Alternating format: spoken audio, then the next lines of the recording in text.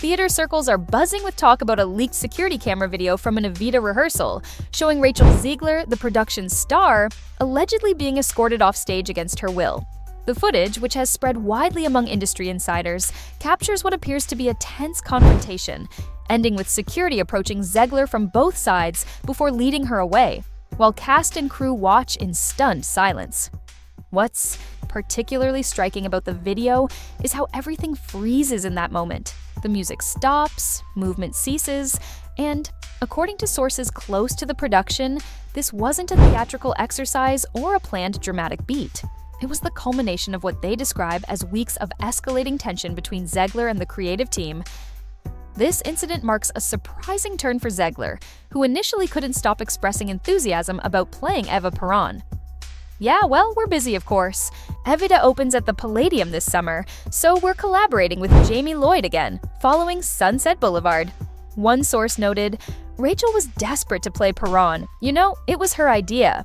Early interviews showed her describing the role as transformative, life-changing, and culturally significant. The media overflowed with behind-the-scenes content and heartfelt reflections about the historical importance of portraying such an iconic figure.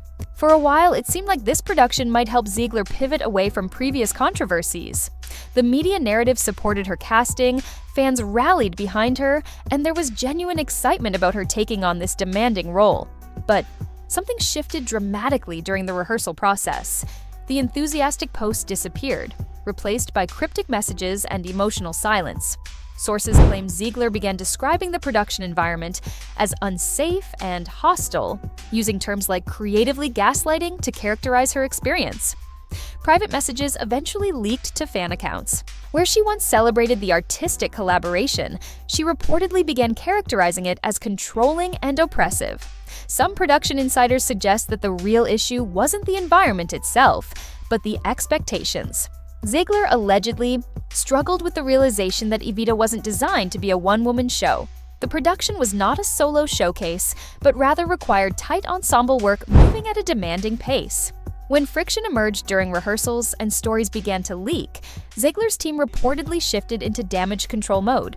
This pattern feels familiar to some industry observers, who point to previous instances where Zegler initially embraced projects, like Snow White and Shazam, Fury of the Gods, only to later distance herself when complications arose. The difference this time is that real people, cast members, crew, and producers, were being pulled into an increasingly public narrative. Things reportedly deteriorated. From the very beginning of rehearsals, sources described subtle tensions. Zegler arriving minutes late with various excuses, questioning directorial choices, suggesting alternative staging, and even modifying choreography without approval. One tech crew member allegedly said that every lighting cue became a debate, while director Jamie Lloyd reportedly spent more time managing emotions than refining the actual performance. The cast reportedly began adapting in concerning ways. Ensemble members requested to be repositioned away from certain areas. Audio adjustments were made to balance out unexpected vocal improvisations, and the general collaborative spirit essential to theater began to fragment. Then came the breaking point, a full run-through with producers and financial backers in attendance. Minutes into the performance, Zegler allegedly stopped everything, expressing dissatisfaction with lighting, costuming, and color tones. After crew members scrambled to address her concerns, they discovered that Zegler had simply left the building without explanation. This pattern of walking out reportedly repeated itself, creating an environment where director Lloyd eventually stopped communicating with Zegler directly. Instead, he relayed all notes through assistants or stage managers, an almost unprecedented situation in professional theater. Director-lead communication is considered foundational to any successful production. But behind closed doors, the Evita team had allegedly shifted from creative planning to full-blown crisis management. Producers began consulting legal experts about Zegler's contract, exploring possible recasting options, and quietly accelerating understudy rehearsals. The once vibrant rehearsal space reportedly turned cold and clinical. People showed up, performed, the bare minimum, and left in silence, uncertain whether the production would even survive. Word spread quickly through London's tight-knit theater community. Though the West End is internationally renowned, it operates more like a small town where reputations are currency. Insiders claim casting directors began exchanging concerned messages about Zegler, not questioning her talent, but raising serious flags about potential instability. The situation apparently triggered broader industry reflection. Agents and producers reportedly began revisiting Zegler's previous projects, searching for patterns they may have overlooked. Overlooked press absences, controversial interviews, and social media conflicts, what once seemed like isolated incidents began to form a troubling mosaic. One casting assistant allegedly remarked that Zegler was now on watch, not blacklisted, but approached with heightened caution. During one Broadway casting meeting, her name reportedly elicited an uncomfortable silence with decision-makers, hesitant to take on the perceived risk. Perhaps most telling, young performers who once cited Zegler as a source of inspiration have allegedly started to distance themselves. Vocal coaches, according to some insiders, are now using her trajectory as a cautionary tale, an example of how quickly industry goodwill can evaporate when professionalism is called into question. As the controversy grew, Zegler did not remain silent, though she also didn't directly address any specifics. Instead, she appeared to follow a strategy similar to the one she employed during the Snow White backlash, posting poetic, emotionally charged content centered around holding space, healing through chaos, and navigating storms with grace.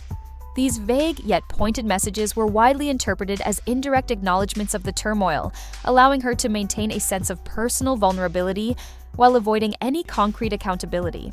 The ambiguity sparked mixed reactions. Some saw it as artistic resilience, others as calculated deflection. Phrases like "choosing grace in unsafe rooms" resonated deeply with Zegler's devoted fanbase, but frustrated industry professionals who were seeking accountability, not metaphors. This familiar approach, framing professional conflicts as broader cultural conversations about empowerment and personal growth, had successfully deflected criticism in the past. But the current situation involves tangible production delays and real financial consequences that no amount of artful Instagram captions can resolve. Zegler's career trajectory has been remarkable, but increasingly uneven. Plucked from obscurity by Steven Spielberg for West Side Story, she appeared destined for stratospheric success.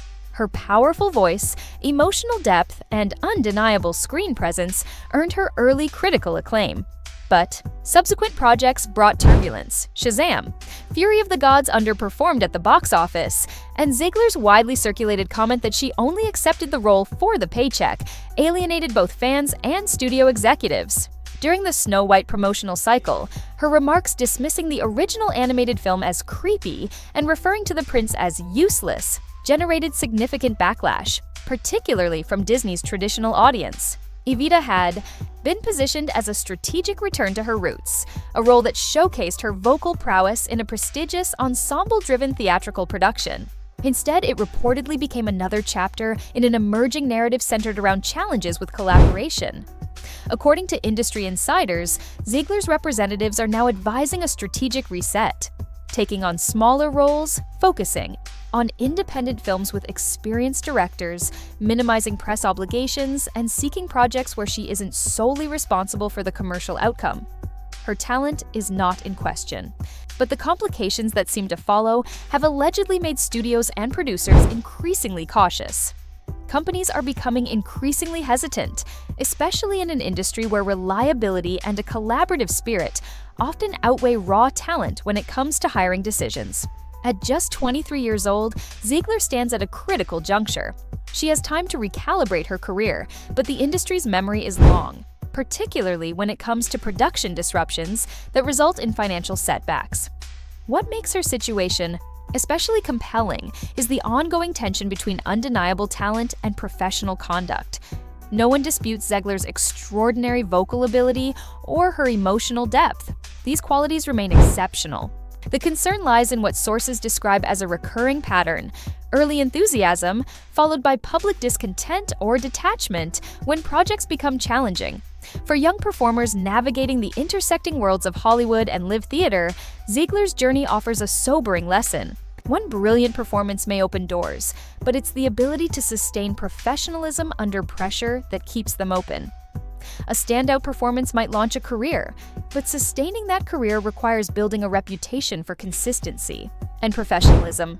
Technical skill opens doors. Temperament determines how long those doors remain open.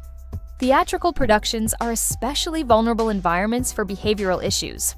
Unlike film, where problematic scenes can be reshot or performances enhanced through editing, live theater demands real-time collaboration and mutual trust. When the lead performer becomes unpredictable, the entire production ecosystem feels the impact immediately.